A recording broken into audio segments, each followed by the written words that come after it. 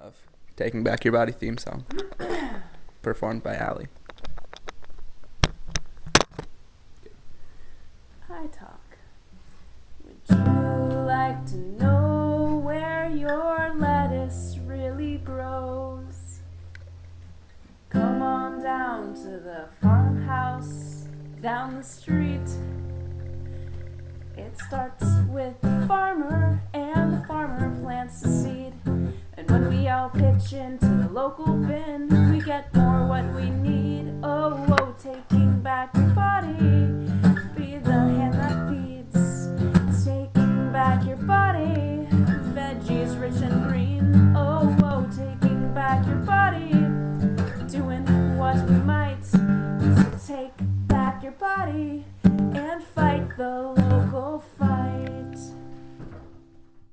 Hi, welcome back to Taking Back Your Body. I'm Andrew, your host, and today we're featuring the Pleasant Valley Farm in Argyle, New York.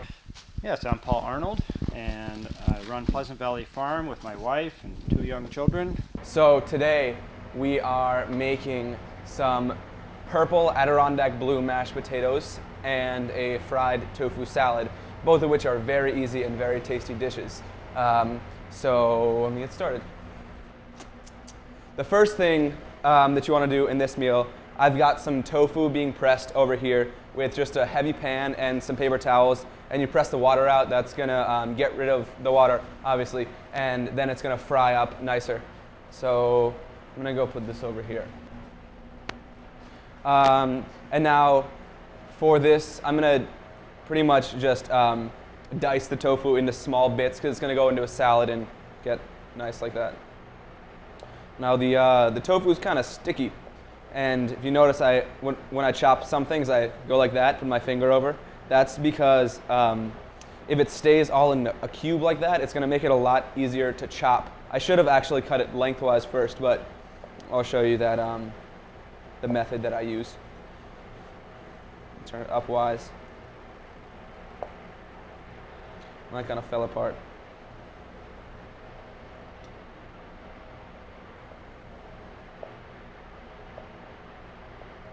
So I have here 2.5 blocks of tofu diced into little cubes.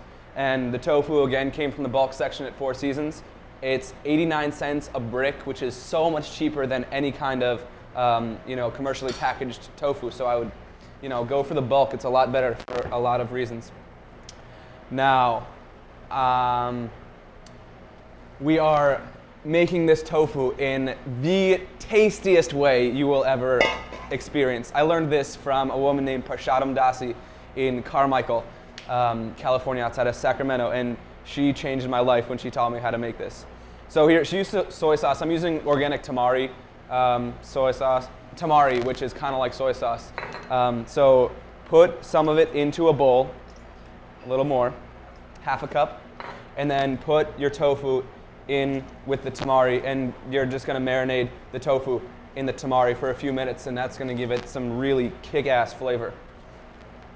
Just use your hands, throw it around, and coat the tofu in the tamari.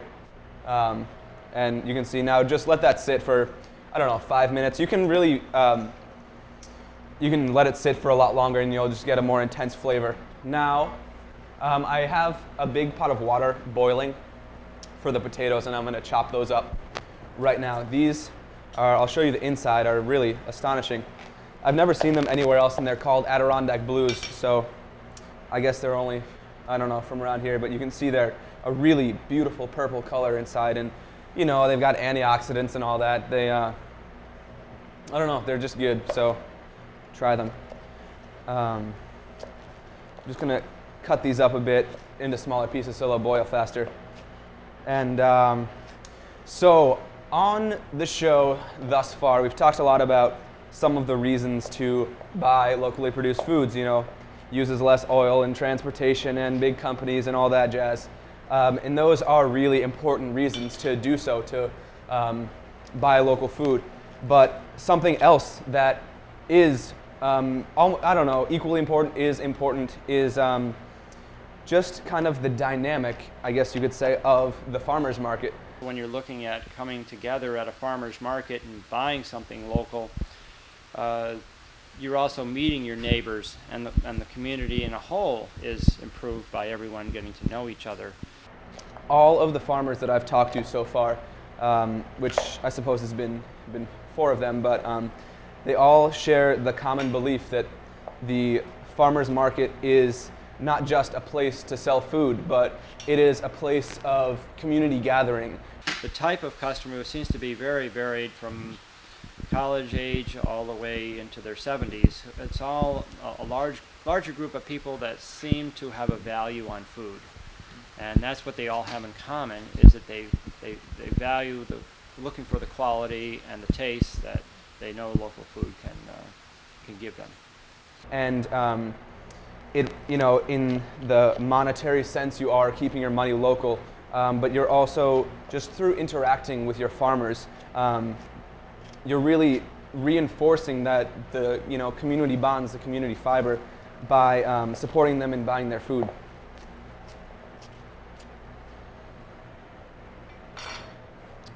So I have my potatoes chopped, and the water's probably not yet boiled. In the meantime, I'm going to chop some carrots for the salad.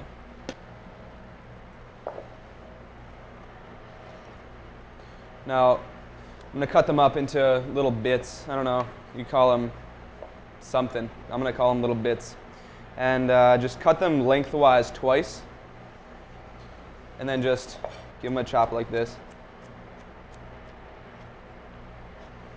And you might see a lot of people peeling their root vegetables before chopping, like carrots. A lot of people peel carrots and potatoes and whatever else. But the skin is where most of the nutrients are, at least a lot of them. And so it is, I don't know, I guess you could say it's better for you to not peel them. But in any case, that's why I don't peel them. Just kind of, I don't know, it's taking away an edible part of the vegetable that tastes the exact same as the rest, so I don't really see any reason to, despite the fact that there may be more nutrients, I don't see any reason to take that away. So that should be good. That's 2 carrots, 2 diced carrots for the salad. I've got this is a mixed green mixture from the Arnold's farm, and then there's also the potatoes and carrots are from the Arnold's, and I've got onions from the Kilpatrick's farm. And yeah, I think that's the extent of our farm food today. We grow a large diversity of mixed vegetables for sale at the farmers markets. We do 3 during the summer and 2 during the winter. Our crops, the top 8 or 10 of them are something like lettuce, spinach, onions, potatoes, beets, carrots, and probably in the onion family, like leeks also. But we also grow a wide diversity of peas and some winter squash, and also a lot of winter type odd things like mesclun and rutabagas and things that we would grow just for the winter time. So it's a wide diversity of 30 to 40 different vegetables that are in season at specific times. And also we have strawberries and blueberries as a fruit, small fruit. We have about 30, 40 apple trees that we sell apples also at the markets. So these guys are marinating, and I'm going to chop some onions, which are going to go in with the potatoes. Going on that same tangent about community structure. The farmers are there at the farmers market every week. As a lot of them, it is their job. A lot of them do it as a job and because they love to farm for other various reasons. I enjoy being outdoors, and I enjoy growing food, and I enjoy the people at the markets. They're very proud of the products that they produce. And as a consumer going to the farmer's market, and you are seeing the person that has grown this food, that has cultivated and and brought it from the land for you, and they are going to be perfectly willing and even happy to talk to you about the food that they have on the table in front of you, you know? This farm that we have is certified naturally grown, and that means that one thing we have to sign for or be aware of is that our customers have a right to come to this farm and check our practices. And so our farm is always open to anyone who wants to come and see what we do and how we do it and talk to me. And that's the great thing, is that people feel good that they can actually talk to a farmer. So in lieu of that, you can ask them any questions that you have about the food that they have brought to you. And really what it comes down to is a degree of transparency that you see it, you know, if you want it to be, if you want your locally grown food to be as transparent, completely transparent, then it can be. And what I mean when I say that is you can know exactly how Philip Kilpatrick grew this onion, what went into the soil, what animals were walking around, what kind of pesticides and herbicides, if any, were put onto the crops. And that's really something that you can't do with produce or anything else that you buy in the grocery store. You know, I had a bag of cheese doodles on the show last week, and I wouldn't even know where to go if I wanted to find out what was being put onto the cheese or corn or whatever they're made out of. I wouldn't know who to go talk to. And so that is another virtue of being a part of this community and buying food from those local consumers, or producers rather. Oh, forgot my goggles.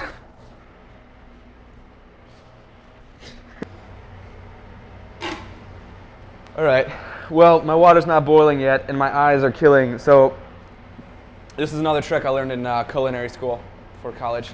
When the onions are hurting your eyes, just do exactly like this. Go. And just press really hard. That makes it feel better.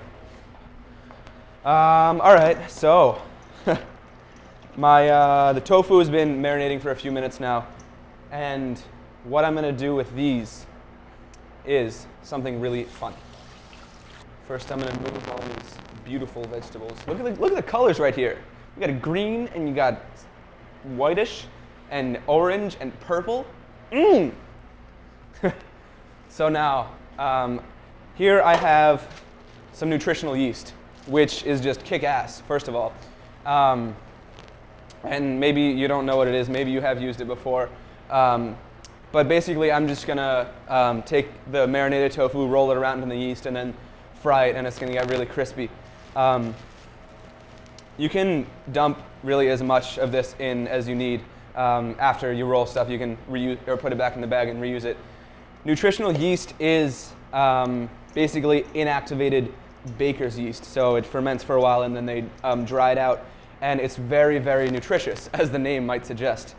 And it's very popular among vegans because it is a great source of the B complex vitamins, specifically B12, which you can pretty much only get from animal products, besides nutritional yeast. And it's also got, a whole lot of protein and folic acid, and just it's really an all-around great food. It's got a great flavor. You can use it to coat tofu and then fry, or you can just use it as a condiment and topping for stuff. It's very versatile, and it's got a very salty, cheesy, nutty flavor. I don't know, it's really good. I would suggest trying it out. You can get it at Four Seasons. It's actually down by the nutritional supplements and stuff where the flax meal and other stuff is. So try it out. Yeah, so that's coated, and it really doesn't matter if you let this sit, but I don't have any oil yet. And you also, the other thing is, you're gonna wanna fry this right before you put it into the salad and serve it, because then the tofu is gonna be really crispy. So I'm gonna put this on hold for a bit till then. I'm gonna make some salad dressing. So for those of you out there in TV land who are salad dressing connoisseurs, I apologize if I'm not following any kind of regular salad dressing formula. but I am going to create a lemon mustard vinaigrette, which I have, I don't know, tested out a few times. It tastes pretty good. So I'm going to start off with a mug. And then I have my million gallons of white vinegar, which I got from the dining hall, thanks to them. So I'm going to put in a bit of this, let's say that much. And then a lemon. This, just roll it on the table like that, get the juices flowing, according to Rachel Ray. I don't know, I got that from her. So I do it now because I believe her. And then just squeeze in the juice. So that was a whole lemon. I would say a quarter cup of white vinegar. And then also, that's not going to be enough, is it? I'm going to put in a little more vinegar, or not, because I've got a little already made. And then shake up your mustard so you don't get the nasty juice coming out first. And then 2 tablespoons of mustard. And then some turbinado sugar. 2 tablespoons of turbinado sugar. And I've got some of my garlic oil. And then I'm not a big fan of oily things, oily stuff. I like vinegar. So put 1 tablespoon of vinegar. This is not vinegar, oil. Put 1 tablespoon of oil. Yup. And then take a spoon and mix.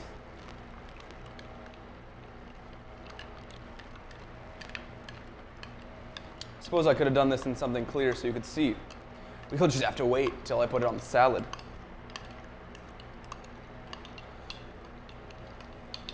Now, you're going to want to give it a taste just to make sure, it doesn't taste like crap. So I'm going to do that now. Not bad. All right, so that's done. Really simple dressing, really flavorful and tasty. Now, hopefully my water's boiling. Yes! All right. Potatoes can go in, and they will. And then just slide them in there. You can probably do that better too. I don't know. I'm just trying to make a meal here. And then put the top on that. You could also use a lot less water than I use. That was just kind of, I don't know, useless. But it takes a long time to boil more water, so use less water. Now, I'm going to put some heat onto my, I'm going to heat up some oil to fry some tofu in. But also, I'm going to heat up some oil to cook some onions in.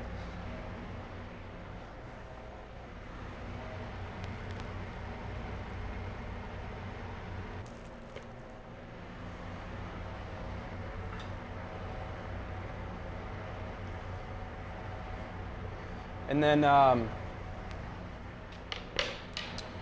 when you're caramelizing onion or cooking onions right now, I'm just gonna soften them up a bit. When you're cooking onions, throw some salt in with them right when you go, because that's gonna extract a bunch of moisture and make them better.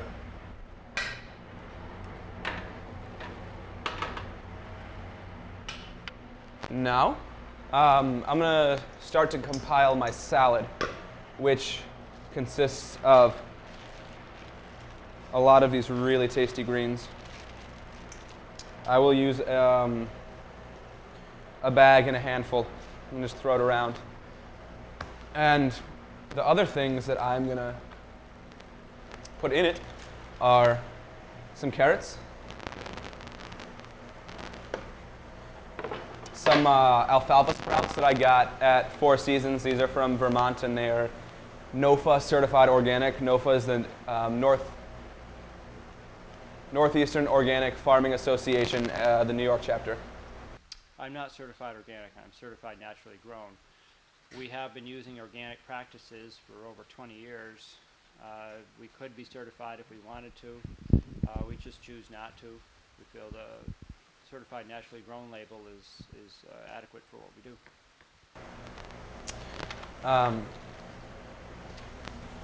Turn your onions down. Don't want to burn them.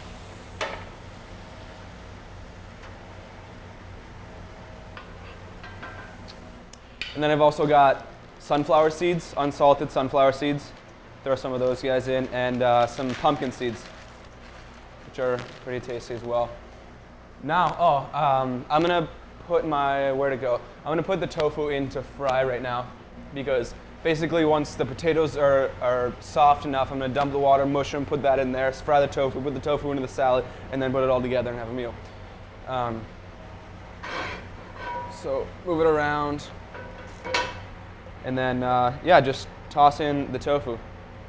And once it's in, don't touch it. Don't touch it for like 7 minutes at least, because it's going to get a nice crispy edge on the bottom. And this recipe is actually a lot easier to perfect with larger pieces of tofu. You could do this, well, you know, once you taste this, you're going to know how much you can do with it. But you can fry like a big slab of it and make a fried tofu sandwich. You can, you know, whatever. Point is, it's easier to fry a large piece of tofu well than these little guys, because they require a lot of attention. All right, so I've got some more, but I'm gonna let those cook first. The last thing I really need to do is chop some almonds. So again, I've got the tamari roasted almonds coming back because they just taste awesome.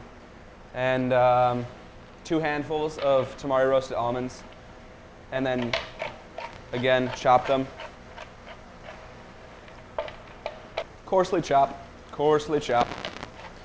Run your knife through them, whatever. Then toss them in. So as I continue to stir my onions and turn down the heat on this guy, maybe even flip these guys around a little bit. Yeah, I'd just like to talk a little more about the, you know, the community strengthening virtues of the farmers market. There's really a lot of kind of relationships that are created and built at the entity of the farmers market. You've got the relationship of the consumer to the farmer, you know, myself to Paul Arnold, who, you know, made some of this food. And they can really cater to your needs and your wants. You know, if you want to see something that they aren't producing, you can ask them and they'll listen to you, you know. There's a chef named Alice Waters who's kind of the, you know, she started basically she's known as the godmother of the local food movement. She has a restaurant in Berkeley, California, and she has a relationship with her farmers such that she will and has asked them to grow certain things for her, and they've complied, you know. And then they sell them to, you know, Alice and also everyone else who gains a benefit from that relationship between the consumer and the farmer. And then there's also the relationships of the farmers among themselves. They, again, among all of the farmers that I've talked to, not one of them has described any kind of competitive feelings towards other farmers or even any negative feelings. They all have just a feeling of being together in a similar field in which they complement each other and work together. And a lot of them really trade their produce and have just this great relationship. And that all goes, you know, works itself together to, you know, create a really tight-knit community. And you know, if you look at the influences of, you know, these corporate giants like Walmart and look at some of the communities that they've come into, they wipe this kind of community atmosphere out. And with, you know, like I was talking about, with a Walmart, if I were to go and pick up a tomato there, I wouldn't know where to start to go and find someone to talk to about where it was grown, how it was grown, who grew it, what they put on it. And furthermore, that this company has because of the fact that I don't know where to go, then there's not even the possibility to create this kind of community atmosphere within, or as a result of that store being there. So the market is just a great social convention, you know, for small communities of the size of Saratoga Springs and even others. In large cities, you can even find it, you know, subcultures, and it's a great social tool.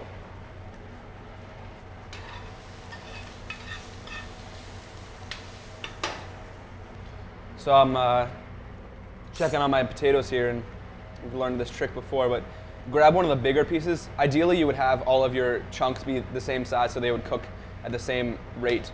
But if you take a spoon or something and you can cut through it, then they're done. It's a little bit hard in the middle, so I'm gonna let them go for another minute and a half. Now this batch of tofu is done.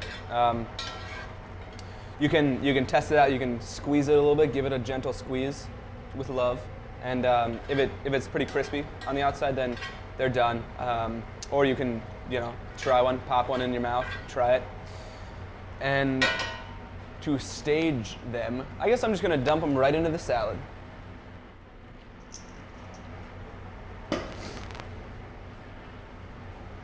We've gotten better about grabbing hot things. So just take it, dump it right in there.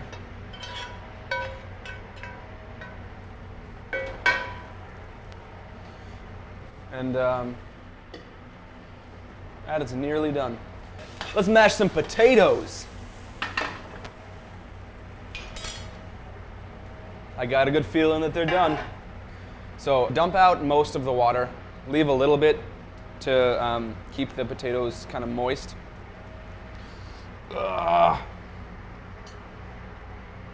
It's very heavy one. All right. So turn off the fire. Turn off the onions. And mush. Again, I left the skin on here because it's gonna mix up the texture, keep those nutrients flowing around. You don't want to mash potatoes too much because then you're fooling with the starch complexes, or the structure of the starches, and they get really kind of gluey and sticky. So less is better than more when mashing. I also like to keep some chunks in there. Now throw the onions in.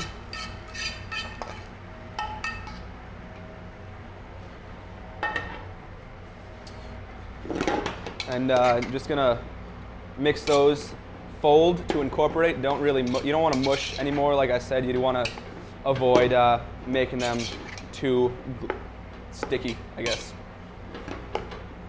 And I'm actually going to put in a bit of nutritional yeast to get that flavor going through there.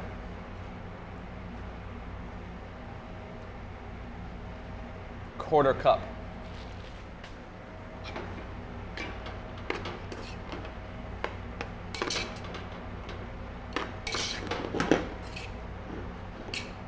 And there's your purple mashed potatoes. One thing I forgot to do was to put dressing on the salad. So watch closely to put dressing on a salad. Go like that. And now I have to toss my salad. Don't be afraid, get in there with the spoons, toss it up nice. I am not a big fan of salad dressing. So when I dress my salads, I go lighter on the dressing and have some in reserve in case people want more. I've got this really tasty looking sourdough from Four Seasons Natural Food Store on Philo Street in Saratoga Springs, New York.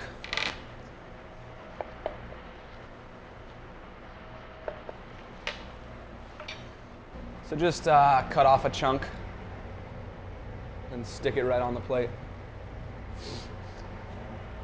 And there is your meal.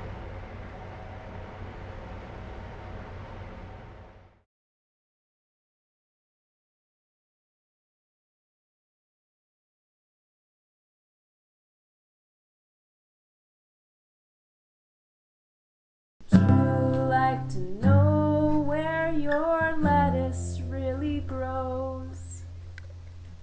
Come on down to the farmhouse down the street. It starts with the farmer, and the farmer plants the seed. And when we all pitch into the local bin, we get more what we need. Oh, oh, taking back your body